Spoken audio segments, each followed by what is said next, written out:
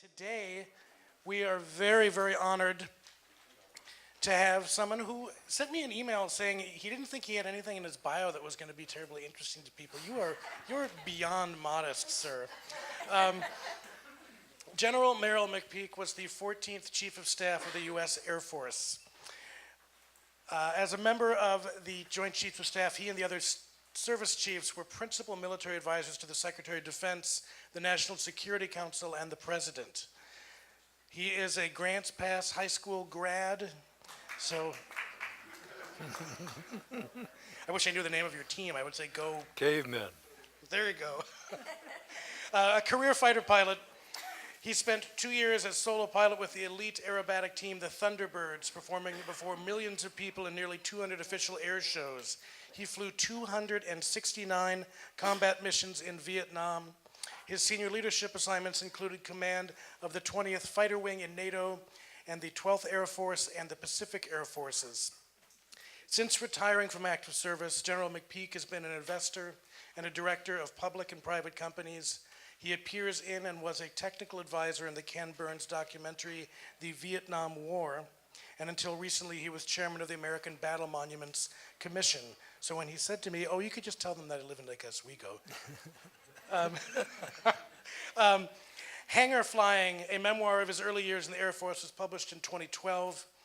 The continuation, Below the Zone, appeared in 2013, and the final volume, Roles and Missions, went on sale just this last month. Let us have a big hand for General Merrill McPeak.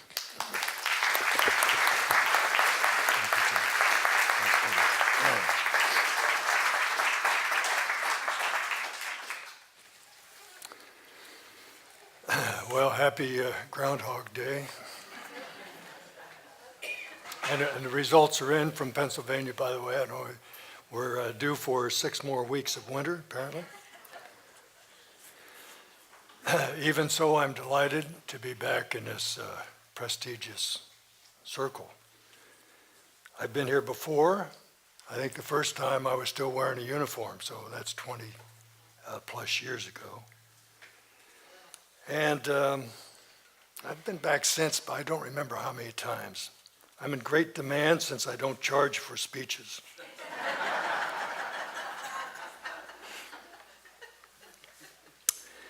About the time of my first appearance here in 1992-ish, Francis Fukuyama had just published his book, The End of History.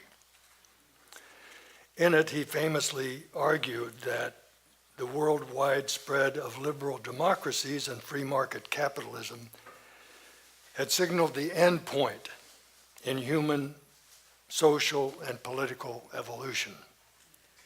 Victorious everywhere, Western-style liberal democracy was the final form of government.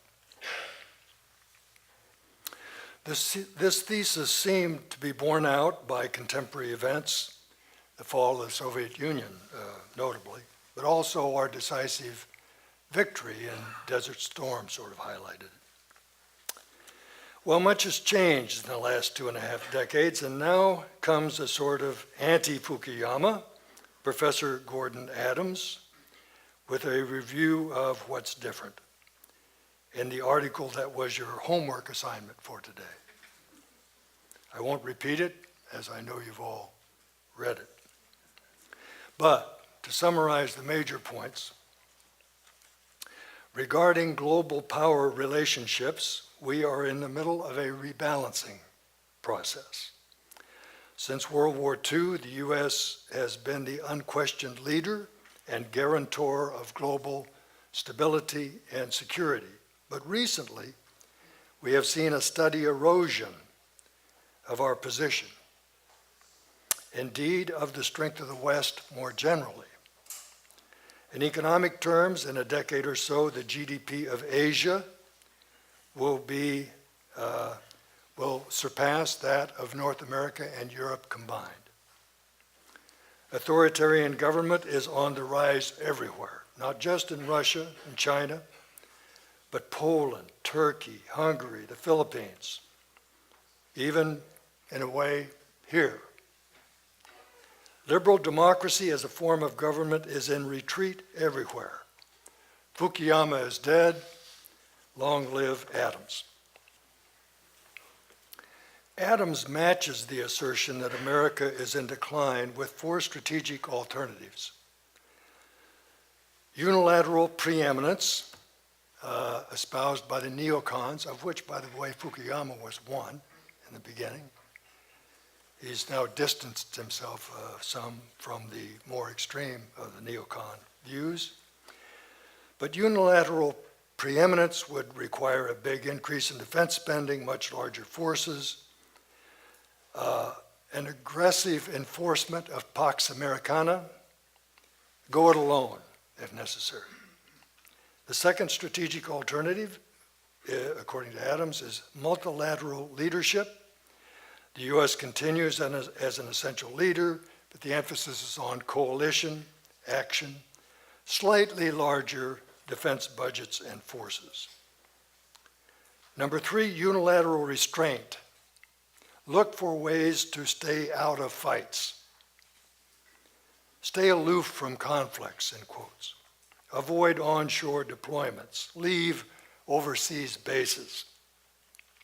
Our offshore strength is such that our security cannot be threatened even if we have a smaller military, and we can therefore cut spending and downsize our forces. And finally, assertive nationalism. This sounds a lot like Mr. Trump's America First. No democracy promoting, no nation building. We are not, after all, the world's policemen. Scrap alliances that are essentially a free ride for others. A somewhat larger defense budget, maybe slightly bigger armed forces. Now let's note in passing that three of these four strategic options call for increased defense spending. It would seem that in the New World we can reduce the cost of defense only by strictly avoiding military engagement. So let's start with the cost and size of armed forces. The first year I ran the Air Force, 1991, my budget was $95 billion. That seemed like a lot of money to a kid from Grants Pass, Oregon, by the way. But with the demise of the Soviet Union, there was a demand for a Cold War dividend. And so over the 4 years of my tenure, the Air Force budget declined from 95 to about $75 billion a year. That's then year dollars, so the equivalent number now would be maybe twice that. Still a lot of money, you say. Yes, but it meant I had to take $20 billion a year out of my budget and keep it out. You know, taking it out for 1 year is not so hard. Take it out and keep it out. And I had to do that without damaging the force. I mean, I was determined to leave behind a better Air Force than the one I got. And by the way, I think I did. The Air Force has been in more or less continuous conflict, continuous combat since Desert Storm. Very few days off. People have been shooting at us for 25 years with no real let-up. And during that time, we've had 6 aircraft shot down.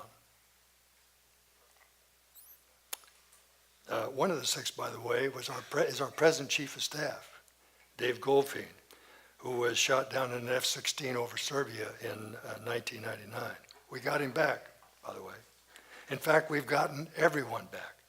You haven't heard of any Air Force POWs, or haven't seen on television anybody walking around with their hands up, you know. This is an astonishing performance. We lose an aircraft about every 4 years in a highly lethal combat environment. This should be front page news every day. So one of the things it says, I think, is that I left behind a pretty good outfit, even though I took a lot of money out of the operation. But let's make no mistake, military power is based on national wealth. It's a matter of what you can afford to spend on defense. I wouldn't want to push the idea too far, but in a sense, Adams has the argument backwards. It's not that you decide a strategy, then see what defense spending is needed to support it. Rather, you decide what you can afford to spend, and that determines your strategy. So let's take a look briefly at the economics of national defense today. Today's U.S. defense budget is more than $600 billion. The Air Force is over $200 billion. To give that number some perspective, if you line up the top 10 countries in order of their defense spending, the next 9 after us also come in at about $600 billion. In other words, in terms of defense spending among the top 10 countries, we spend as much as the next 9 combined. By the way, among these other 9 are many of our closest allies: France, the UK, Japan, Germany, South Korea. Their defense budgets should be added to ours in any judgment of relative strength against potential threats. Italy is 11, by the way, Australia 12, Israel 15. These countries line up with us. Of course, China is number 2 on the spending list, and Russia number 3. But the Russian defense budget today, best estimate, is only about $70 billion. That's roughly 2/3 of what I had to spend in 1991, 25 years ago or so. And by the way, they're tied up in combat in the Ukraine and in Syria. What ought to worry Russia is that China's military spending is more than 3 times what Moscow can afford to spend on defense. In fact, it's China that everybody seems to be worried about. But try thinking about the world as Chinese leadership must do. On their northern border stands Russia, an old enemy, deeply distrusted. This is not the US and Canada, right, with the world's longest unfortified frontier. To their west is India, their great power rival in Asia. If they look east, they see Japan, hardly a record of close friendship there. Now, China has never been a particularly aggressive state. They built the Great Wall to keep invaders out, something that should appeal to Trump, by the way, though I don't think they made Mongolia pay for it. But today, there is no direction for them to go except maybe south, which is probably why they're so active in the South China Sea. The risk, from their viewpoint, is that to the south is a resurgent Vietnam, which appears to be inching towards an alliance with the United States. Invite us back to Cam Bay, for instance. That we and Vietnam appear to be in a mating dance leading to alliance makes a very interesting point. We often talk about asymmetrical warfare. What's usually meant is us, a feeble giant with information age armed forces, facing small, stealthy, isolated, often non-state actors. A suicide bomber has certain advantages against us that an opposing mechanized division would not have. It's not just that we are a hammer trying to fight a nail. We're a hammer trying to fix broken plumbing. This is a problem we haven't figured out yet how to solve. I have some ideas about it, and we can return to that during the Q&A if you wish. But here's what. We don't often think about the asymmetrical strength we have. It's our ability to find allies, to create alliances. Desert Storm was a wonderful example. Many of our traditional allies were there with us: UK, France, Canada, Italy, Australia, the Netherlands. But there were 32 countries lined up with us. Of course, some from the neighborhood: Saudi Arabia, Oman, Bahrain. But Egypt, they sent a full division, 20,000 fighting men. Syria was there, also with a division. Seems strange today, doesn't it? Pakistan, Bangladesh, countries like Senegal, Sweden, a long-standing neutral, Poland, Czechoslovakia, Hungary, until just a few months before Desert Storm, charter members of the Warsaw Pact. Now, you could argue that Desert Storm was a special case, but 17 countries fought with us in Korea. More than 700 Turkish soldiers died there. 7 other countries were with us in Vietnam.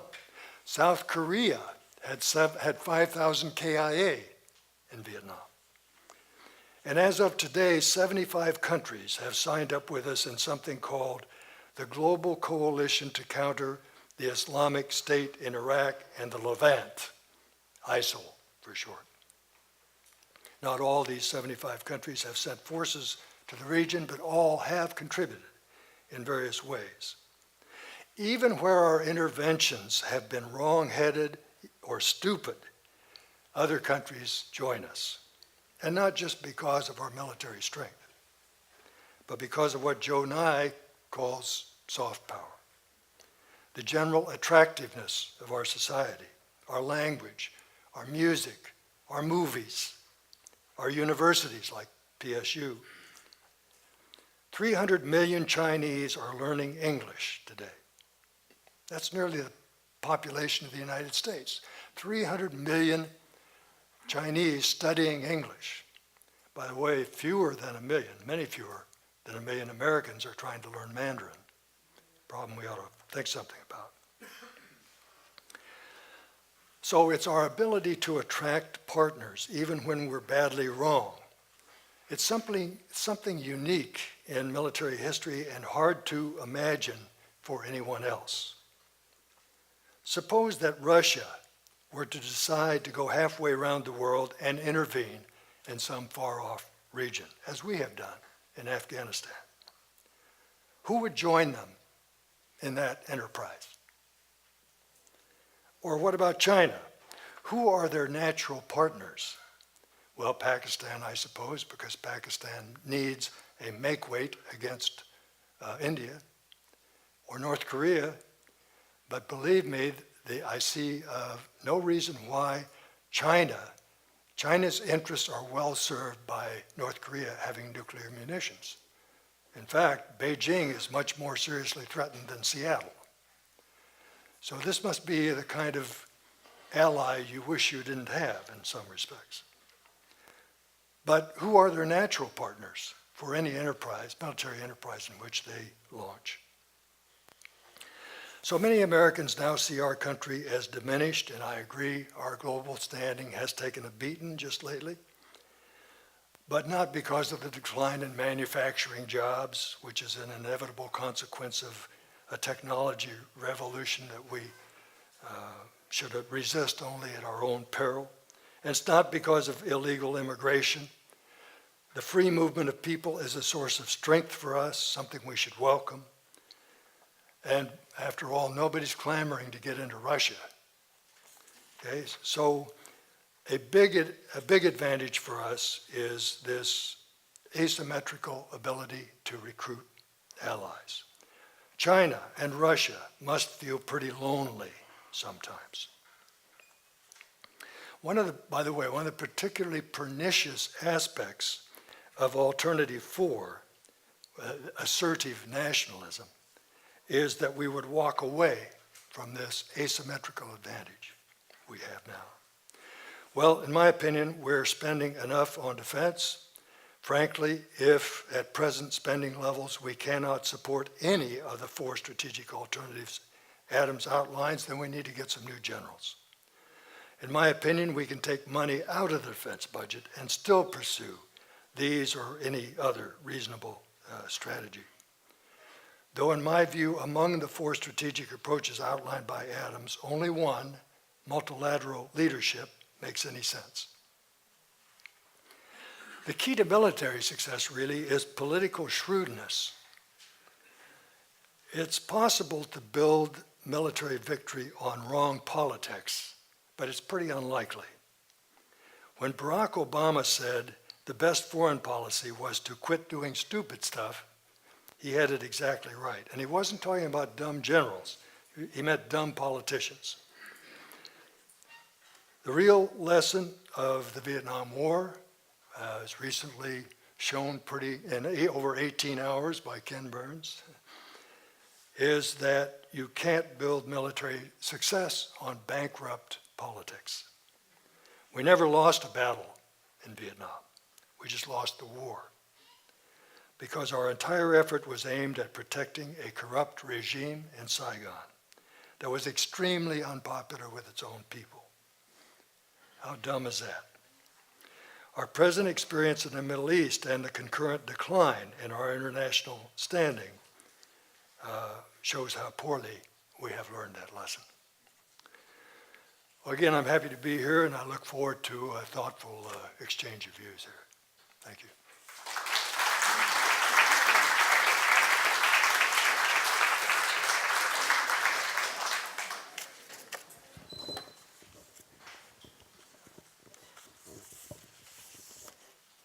Thank you for your thoughts, General.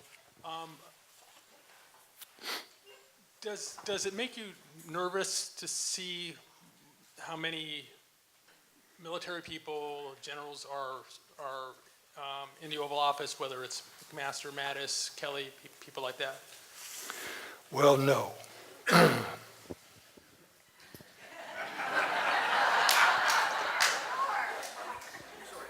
Look, these appear to be the only adults who come to work.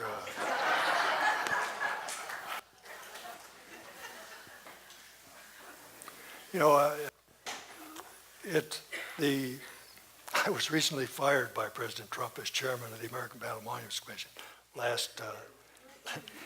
I actually served I was an Obama appointee as chairman and served for 8 years. Job, and we take care of 125,000 combat dead buried overseas in 26 cemeteries. So there's nothing political about it, mowing the grass and keeping headstones cleaned up and so forth. So I stayed on because the new president hadn't appointed a new commission and didn't for like 10, 11 months. But that's sort of a minor manifestation of the problem this administration has had in filling posts of all kinds.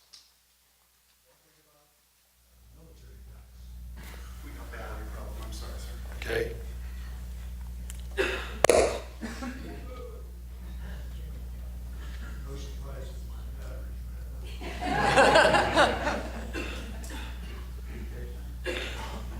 I'm good to go, he says, okay. One thing about generals is they salute and show up for work.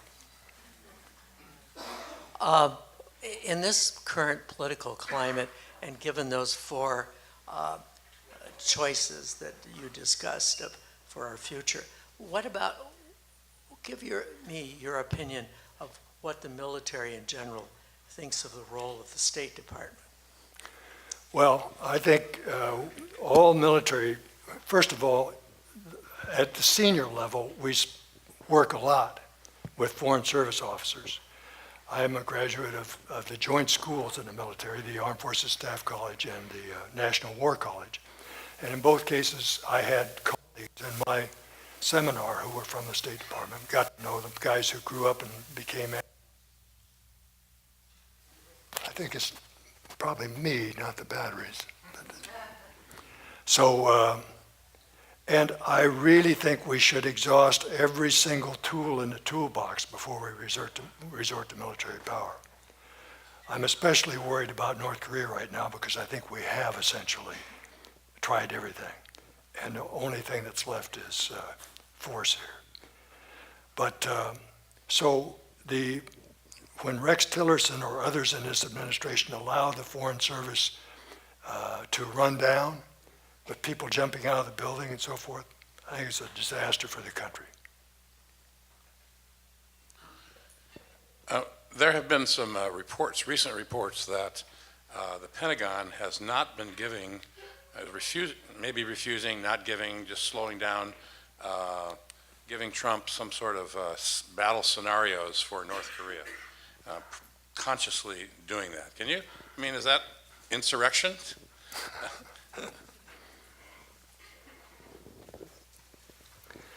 I used to command the Air Force out in the Pacific, so the units in Korea were under my command, and I spent a lot of time in Korea. So, and a lot of time planning, and in the case of Korea. You should not. There should be no misunderstanding. We have distinct. Well, maybe we can start up another microphone here. We've had existing plans in place for a long time to deal with a contingency on the Korean Peninsula. So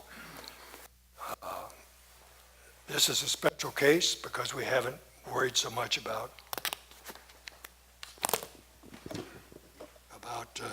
okay, can you hear me? No? Hello, hello. This is clearly North Korea is in charge of this microphone.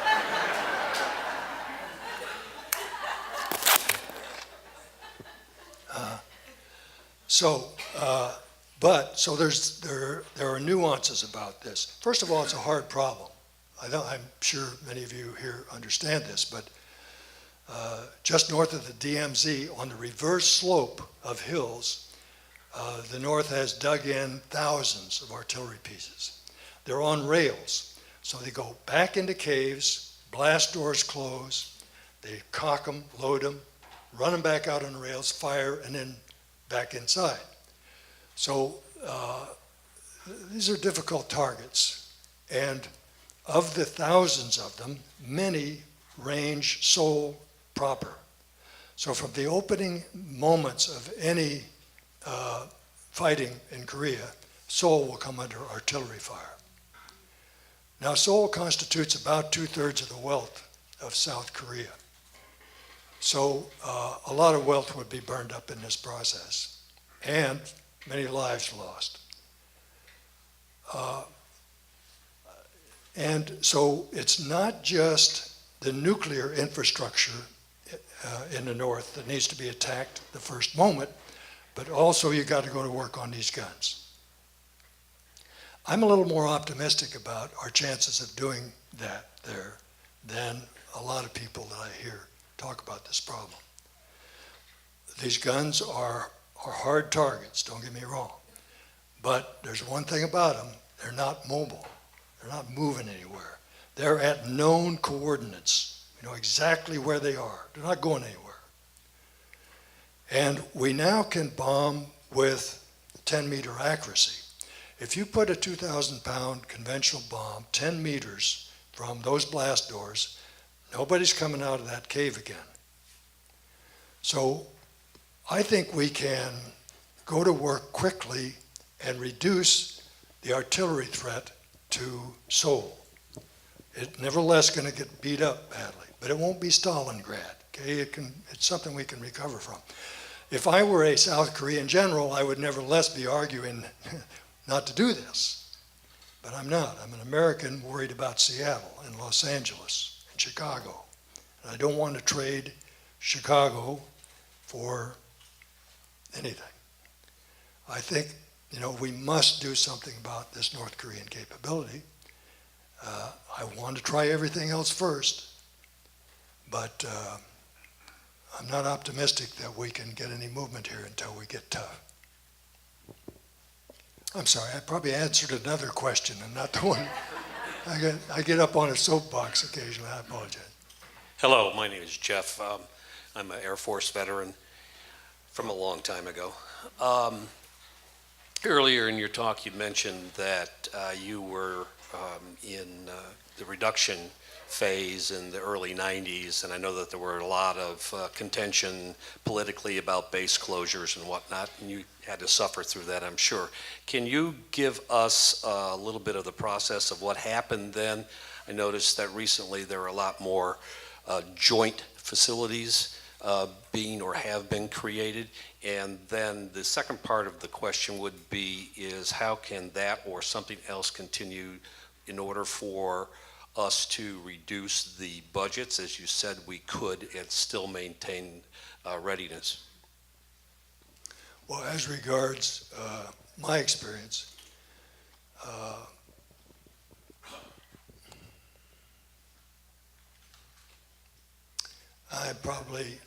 I'm a maverick, so I don't represent the school solution on any of this, okay? If you ask another general, you get a much more sort of bureaucratic answer.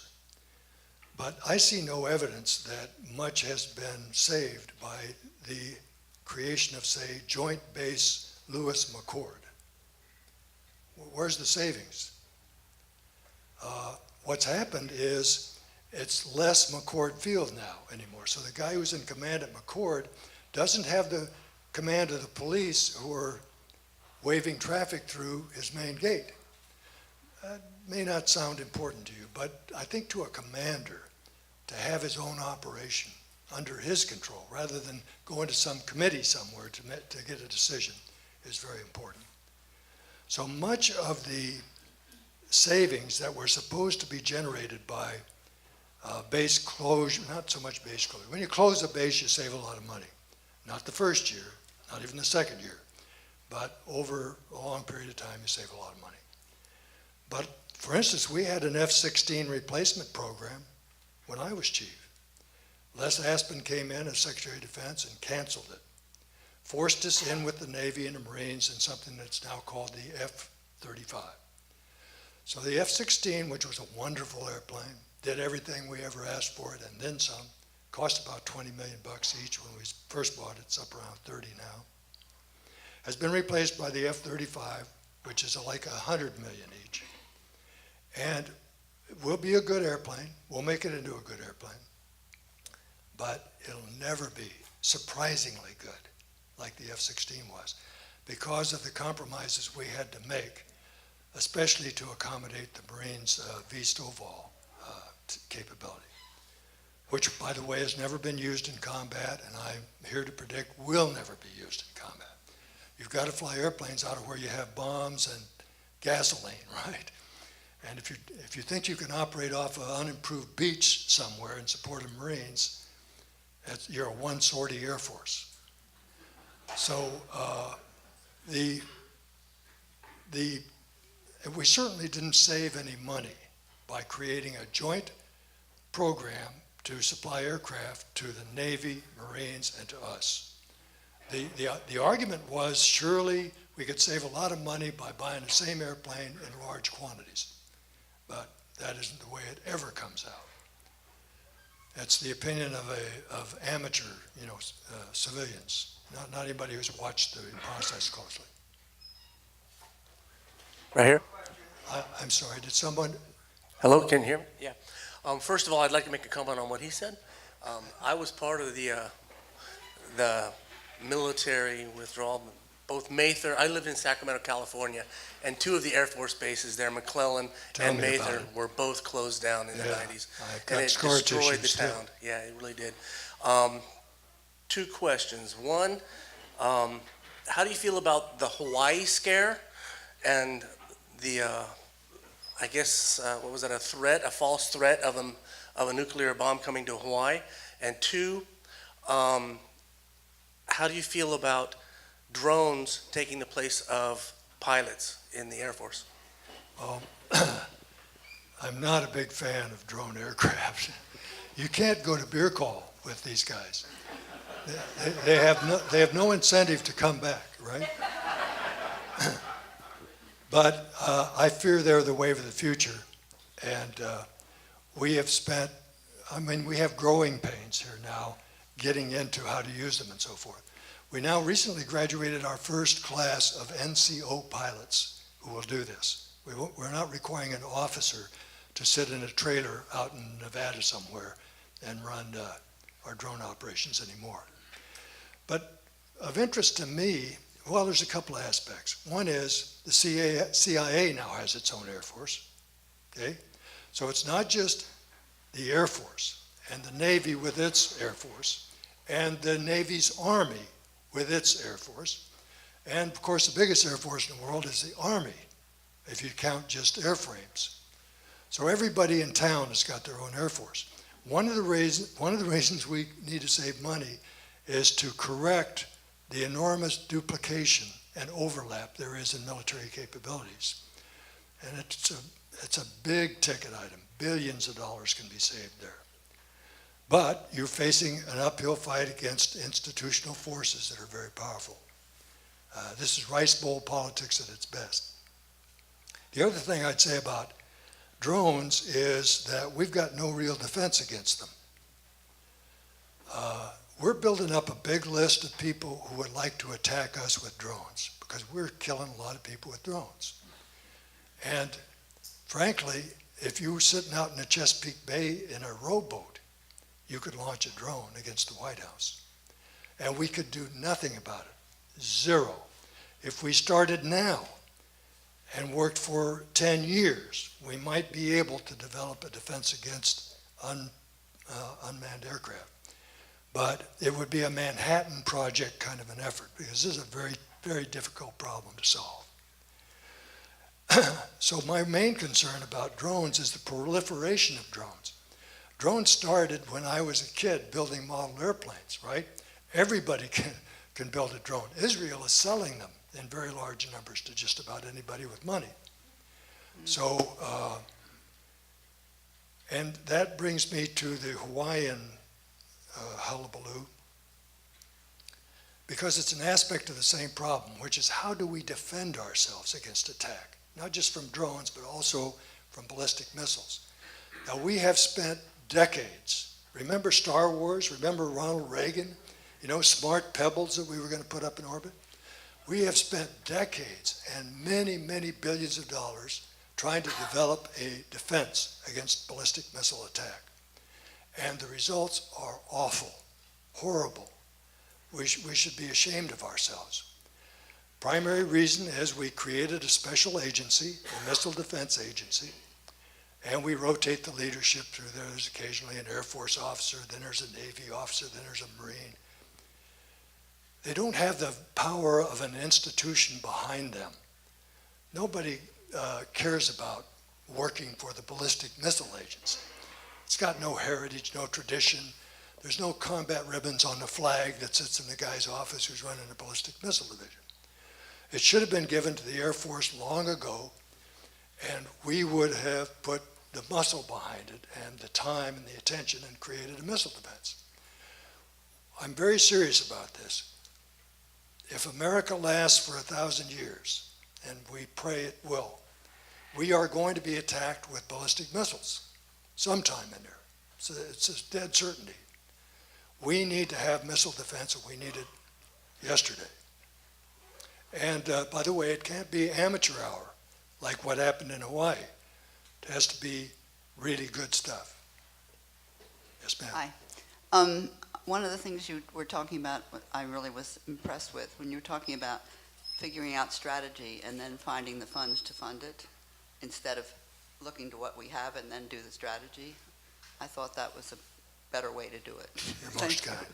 Also, way off the track, when you were talking about Chinese and maybe the good thing to learn to speak Chinese, my 5-year-old grandson in Minneapolis, St. Paul is in a Chinese immersion school, Great. and they're all over the place. So, I mean, I'm jealous. I wish I can't speak anything but English, which is kind of awful. Sure. And so to have this all over is a wonderful thing. And it's all over. I think it's great. You know, it's Spanish. I have Right. a granddaughter in Louisiana, and it's French. And it's not just Mandarin. It's Farsi It is, and yeah, Arabic and yeah, it is. Hebrew and all the rest. Thank you. Thank you. Question here, and then here, and then A question on nuclear weaponry. On the one hand, we've had Trump recently talk about, in sort of the distant future, a nuclear weaponry going to put back in the bottle. He didn't list any role of what we might play. And on the other hand, the idea of more money for nuclear weaponry now and there's a hint that going to put nuclear energy in smaller weapons and so forth.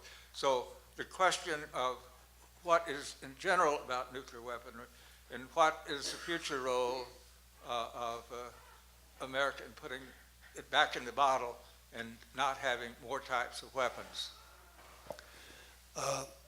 Let's be clear about one thing. We would be safer as a country if there were zero nuclear weapons in anybody's hands. Our conventional military superiority is so great that if everyone renounced nuclear weapons, it would immediately give us an additional, separation from our closest competitors. So it is the existence of nuclear weapons in many ways that constitutes the biggest threat to this country, especially North Korea just now because the guy appears to be crazy. But if we could get the genie back in the bottle, it would be very much worth doing. I'm a member of a group of senior military and civilian diplomat veterans who have advocated for global zero. Now, we're not going to get to global zero. Israel alone is generally thought to have a couple hundred nuclear weapons, and Israel is not going to give up those nuclear weapons. And if even one country has them, we're cooked. We have to stay there. So I see no near-term prospect that we're going to get to global zero. That leaves us with the problem of what we do about our nuclear weapons capability. It's old, and it's rusty, and it's run down. The W-70 warhead, 70 means the year it was designed. That's our most modern warhead, the W-70. 50 years ago that we designed that warhead. We need to do a root and branch replacement of our nuclear capabilities, the submarine capability with Trident, our own land-based ICBM force, the Minuteman, and there is a new strategic bomber program that's classified, it's underway right now, which will also renew the air-breathing part of our nuclear weapons capability.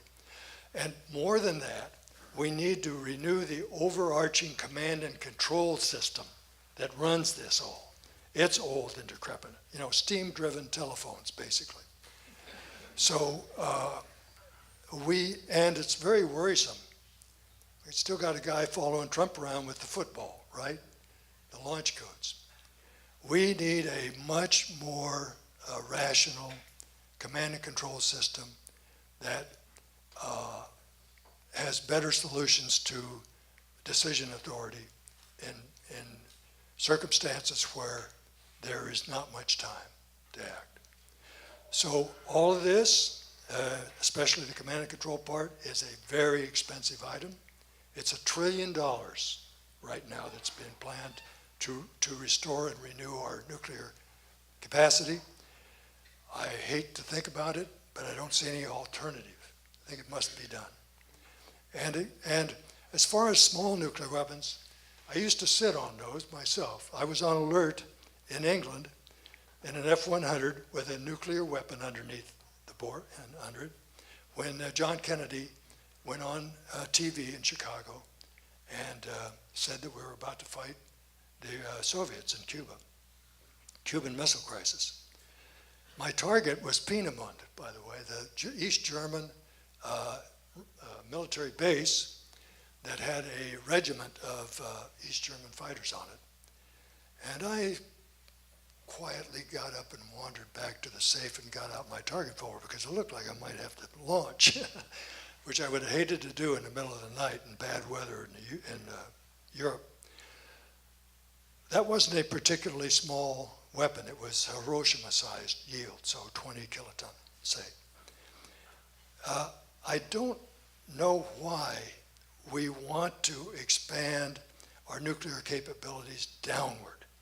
I haven't thought much about it, but apparently the idea is to try to dig out deeply buried targets with something that would have a massive steel front on it and would go down and dig out, underground facilities. And then it would have to have a small, like, I don't know, how small. I don't know what's going on here. But apparently a dwarf-sized warhead on it, but nuclear. I don't know much about it, but my gut reaction is I don't like it. I think we ought to just put a hold on nuclear capabilities if we can, and start going the other way. Start removing them rather than enhancing them.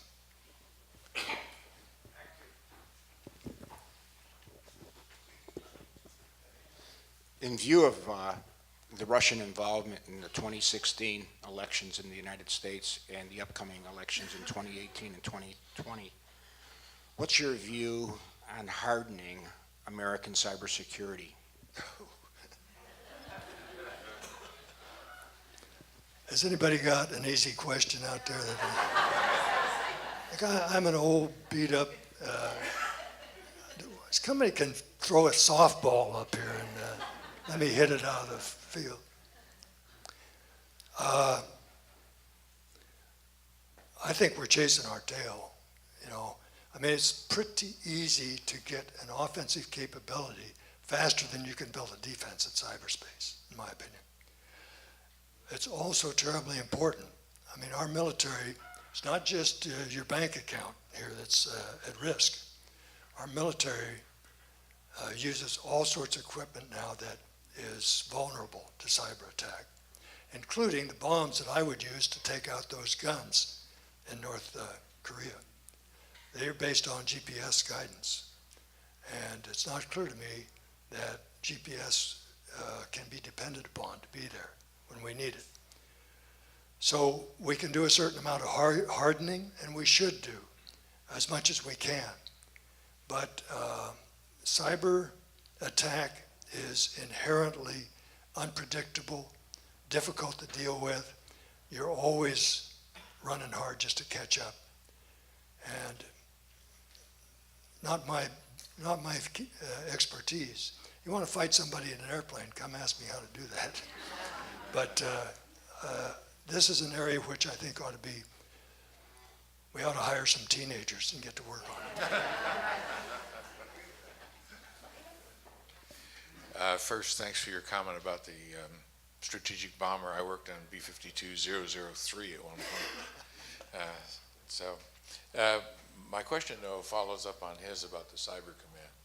We keep getting our butt kicked, and I hear what you say about it's a lot easier to develop attack than defense. But why do we hear nothing about our cyber command, which is under the Air Force, going out and kicking a few butts? Well, first of all, we do have a cyber command. It's a joint command.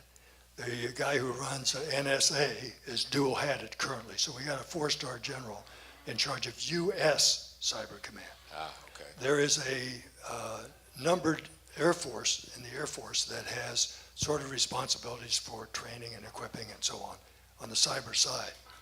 But there's no cyber service. If we want to get serious about this, you got to, I'm going to sound like an old, elephant or something here, but the way we got good with an Air Force is we created an Air Force, made it a separate service, gave it a different uniform, built a different academy, gave it its own tradition, motivated people to be part of it. I was the first Air Force Chief of Staff who had never worn an Army uniform. So it took till 91 to get a guy who had spent his whole life only thinking about how to fight in the air. The air, by the way, is a very thin envelope around this globe. It's about like the skin of an apple, to the rest of the apple. You go up 3 nautical miles and you've left half of the atmosphere below you. 3 miles, you walk that far playing golf in the afternoon. So this is a very shallow pond of air, and knowing how to fight in it requires an organization that lives it, dreams about it, works on it all the time. I would argue we need a U.S. Cyber Command. I would argue we need a U.S. Space Command. Space Command is now essentially part of the Air Force. But if you talk to me or most senior officers in the Air Force, we know zip about space. I mean, a different law regime up there. You can't overfly anybody's country, right? You can fly over with satellites. Different law applies to space. A different physics applies. I mean, it's not Bernoulli's principle and gas laws. It's ballistics. You know, it's Kepler and Newton whose physics apply in space. So if we want to know how, and we are going to fight in space eventually. It's not just on the television, you know, with Captain Kirk. We're going to have to do that one of these days. And if we want to do it well, we better have a U.S. Space Force. Now, all my buddies in Washington are going to bomb my place in Lake Oswego, but like I said, I'm a kind of a maverick. With respect to North Korea, Yes, sir. We deterred the Soviet Union, which was a far greater existential threat, through mutually assured destruction. Yeah. Why won't that work for North Korea? Well, it might. What do you think the odds are it will? He's actually pretty rational. He doesn't go beyond lines that do anything other than get his hands slapped. Doesn't sound rational to me. He has threatened to use weapons on the United States. You don't believe what he says? Look, suppose we say the odds were very strong that he's rational and deterrable. I mean, deterrence rests on the concept that each side has something to lose. Russia had something to lose. China has something to lose. Does North Korea, with a bunch of starving people, have much to lose? But let's ignore that and just say, okay, I'm 90% certain that Kim Jong-un can be deterred. That means there's only a 10% chance we'll lose Chicago. You willing to take that bet? I'm not. The reason we have armed forces in the first place is to intervene in cases where we are in deadly peril. And I think that's the situation here. Now look, don't get me wrong. You want diplomatic approach, count me in. Economic pressure, sanctions, I'm all for it. Russia shares a border with Korea. You know, people don't know it. There's a few kilometers of border. Vladivostok is under threat by, short-range Korean missiles. Why we can't get Moscow to help us here, I don't know. So I'm in favor of trying everything else first. But at the end of the day, we simply have to have that nuclear capability dismantled under international inspection. And if they are unwilling to do it, after all other options fail, then we should help them to dismantle it. I had a question about the missile defense. Israel has some sort of missile defense that's been semi-effective. Is that something that we can build on? Well, I don't think so. They have a defense against kind of small rockets. They don't have a real ballistic missile defense. When Desert Storm came along, of course, we were trying to keep Israel out of the fight. We wanted them to sit on the sidelines because we had this big Arab coalition. And I had many friends in the Israeli Air Force, guys that I had known with as a junior officer and worked with over time, including the then chief, Aviv Ben-Nun, was a good buddy of mine. So we sent Patriot missiles over there to defend against Scud attack from Iraq. And he kept calling me because none of them worked, They fired missile after missile, and there's no evidence that they hit any incoming Scuds yet. Of course, we lost 20 guys in a Scud attack on a barracks in Saudi Arabia. But the Israeli capability, what's it called? Iron Dome, I believe is the name of it, is essentially against shoulder-fired sized or man-portable rockets, not a ballistic missile defense. But you're right that we ought to start with a modest capability and build on it in a layered way. We're not going to solve this problem overnight. It's going to take us a long time. But we ought to be ashamed of where we are because we ought to have some kind of capability against a small attack like North Korea could launch, or accidental attack.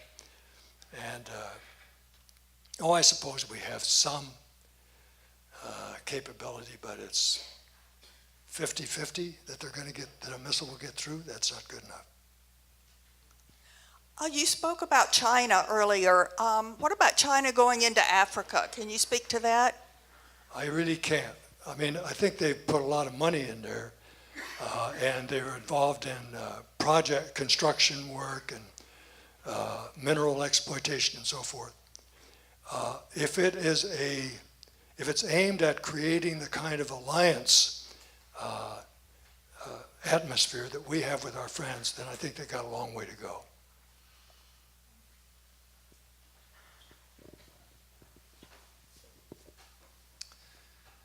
I just saw a report, the General for Afghanistan Reconstruction, the Special Inspector for General for the Afghan Reconstruction.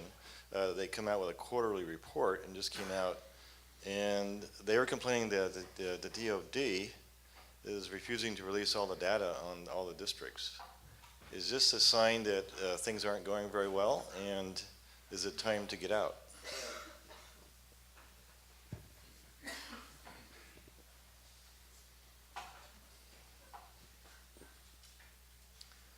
Well, we've mishandled Afghanistan pretty badly. It was in the beginning a righteous fight on our part. We've been attacked, 9/11 attacks came out of Afghanistan. And I think we had to act to replace the Taliban. But somehow that thing went, pear-shaped on us. And it's our fault. I think we haven't handled ourselves very well there. The IG report says that there's been corruption and fraud, waste, and abuse and so on. I think that's probably true. But the more important problem is we have been arrogant there. We weigh, hubris, the traditional enemy. And we diverted our attention. It made me very angry. When I came out here, I registered as a Republican. And I was Bob Dole's chairman, Oregon State chairman in '96 of his presidential campaign. He wasn't ever going to win Oregon anyway, so it didn't make any difference. Could pick anybody he wanted. But in 2000, I was chairman of Oregon Veterans for Bush, George W. Bush. I didn't know the guy, but I knew his daddy, and the mother had very high regard for both Herbert Walker and Barbara Bush. Still do, they're fine people. But I found out almost immediately what a mistake I'd made with George W. Bush. And I wrote op-ed pieces and gave speeches and so on about there were no weapons of mass destruction in Iraq. I knew that. That there was no friendship between Saddam Hussein and Osama bin Laden. In fact, they hated each other. The only good thing you'd say about Saddam is he kept al-Qaeda under control while he was in Baghdad. That we weren't going to be welcomed by, with bouquets being thrown at us when we intervened in Iraq too. So all that took our focus away from Afghanistan. So a bad war broke lock on a good war, in a way. And if you look at the results since, it's been uniformly bad.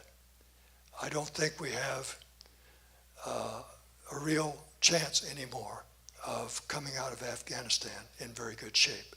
I expect that's going to be a disaster, even worse disaster before we get done. Well, we are out of time.